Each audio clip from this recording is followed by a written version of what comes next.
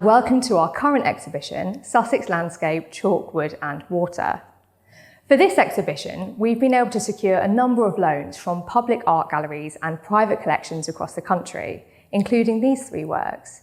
This work by Roger Fry, which is on loan to us from Philip Mould and Company in London. This work, which is on loan to us from Tate, which is by Duncan Grant. And finally, this work, which is by Vanessa Bell of the Pond at Charleston. Vanessa Bell and Duncan Grant lived at Charleston for a number of years, and it was here that they painted the grounds and the surrounding South Downs. To find out a little bit more about the Bloomsbury Group and where they lived and worked, we caught up with Miriam, who's the Collections Manager at Charleston Farmhouse.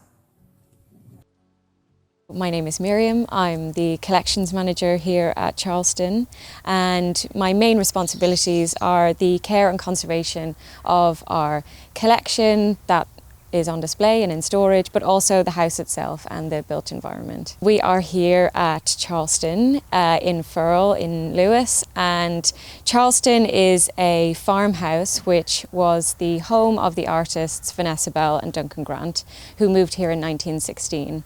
They lived here throughout the period of the First World War, and then intermittently until the outbreak of the Second World War, and then they made this their permanent home until Vanessa died in 1961, and then Duncan died in 1978. So it very quickly after that became a trust and opened to the public then in the 1980s. Charleston became a really important hub for not just the artists of the Bloomsbury Group, but also people like Maynard Keynes. So it was an important gathering place for the Bloomsbury Group, who were this group of influential artists, writers and thinkers who originally formed in Bloomsbury in London.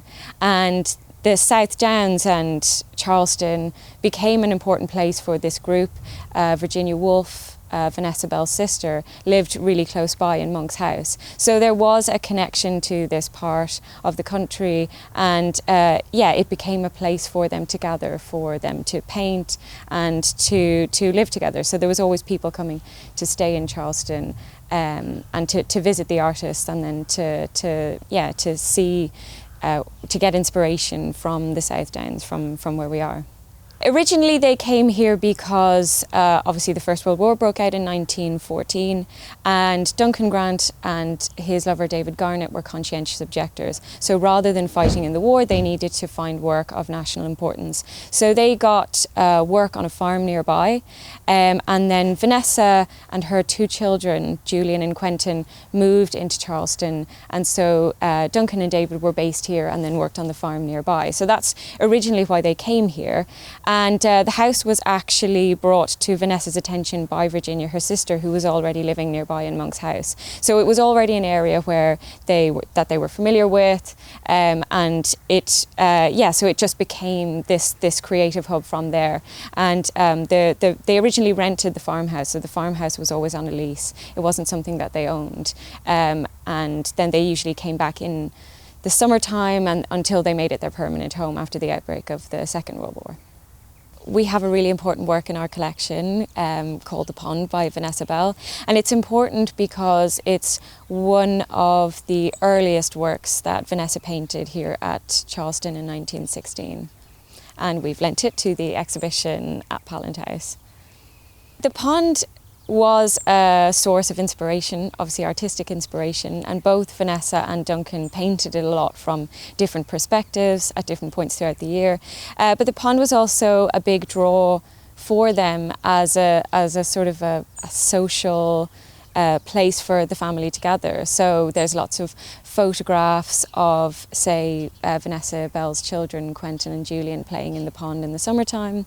And it reflects the seasons as well quite well. So, in the summertime, it's very green, it's very lush. And then in the wintertime, it sort of provides like today, a very calm kind of reflected surface. So it can be read throughout the seasons in different ways, and I think they drew a lot of inspiration from that.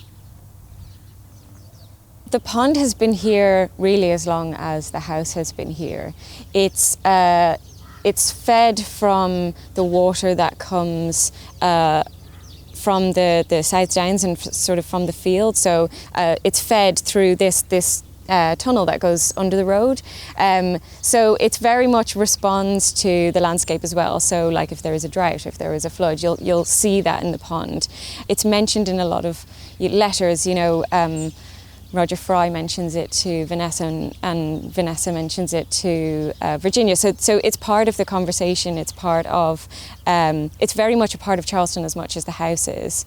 And you can see that even in the photographs that they have. There's lots of photographs of the children running around in the garden and then playing in the pond and swimming in the pond, and there's taking the boat out on the pond. So it's part of the life here at Charleston, and very much part of the landscape as well, rather than something that was built as a decorative feature. It's much more it's much more embedded in the landscape.